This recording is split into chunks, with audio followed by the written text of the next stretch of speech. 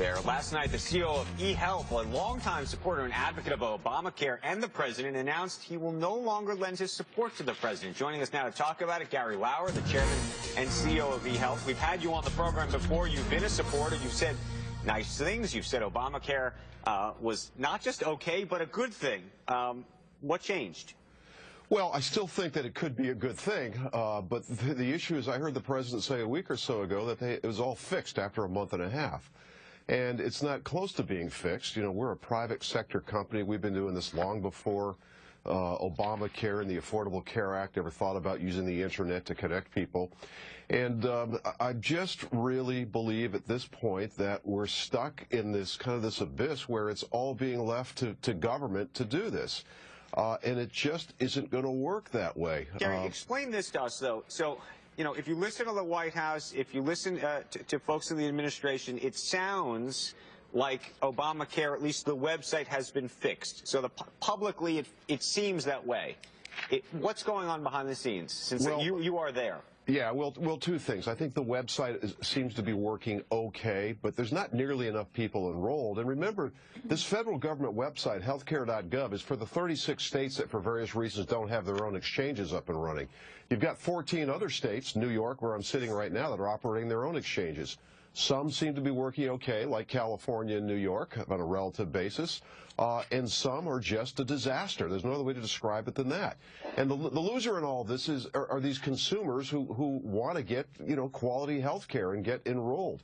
And additionally, if you look at enrollment numbers through the first 90 days, you really do have an imbalance there. You've got a number of older people, not enough younger people, and this thing is not going to work unless you get a lot of younger people who don't utilize a lot to get into these insurance pools. Gary, you've talked about wanting the private sector to do this. Does that mean that you want your company to do it? Is that what the upside is here for you?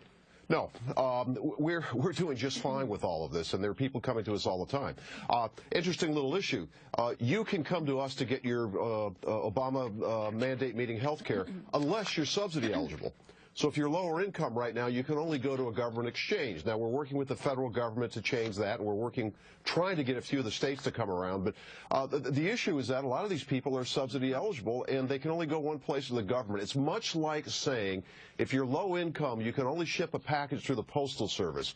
If you're higher income, you can use FedEx or you can use UPS. Is there a path for this to end well, or does this only end badly? And the reason I ask is the suggestion is, from the administration and others, give us 6 months, give us a year, these things get worked out.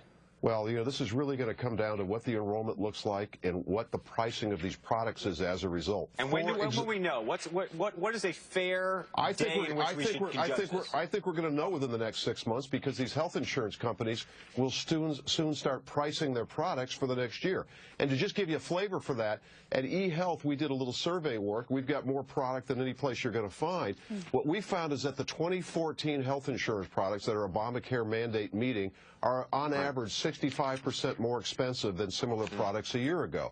Okay. If you get more of an imbalance coming in, those premium prices aren't going down, they're going up. And that's where this thing really unravels, and that's what I'm concerned about. Gary, we listened to you the first time around. Were you, how come we couldn't count on you to be more discriminating on whether this was going to work out or not? I mean, now we should you, and when in the first place you know, well, I've been hoping for a long time that the president and the government would really embrace the private sector so we could have some kind of a private sector, public sector partnership here. We haven't gotten there yet. No. And I really believe in my heart, and I want this to succeed, by the way. I'm actually a beneficiary. In 5 years, haven't seen a lot of embrace of the private sector. You think that's coming?